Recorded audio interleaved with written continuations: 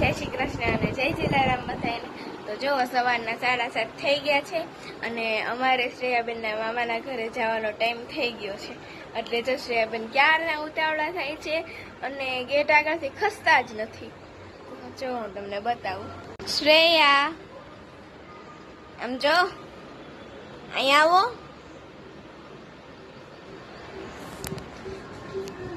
શ્રેયા, સીધ જવાનું છે હે? બસ બસમાં જવાનું છે?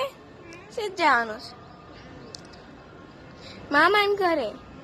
તને મજા આવે ત્યાં? ત્યાં કોણ હોય? હા એમ નહીં, એ શ્રેયા, મામાને ઘરે કોણ કોણ હોય? મામી, મામા, બીજું? ના ના, બીજું?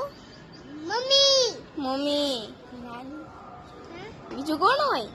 દીદી, શ્રેયા, બીજું? નાની।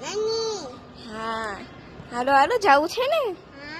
અમે તો જઈએ છીએ અમારા મામાના ઘરે। તો તમે જઈ આવ્યા કે બાકી છે? કમેન્ટ કરીને જણાવશો। જય શ્રી કૃષ્ણ।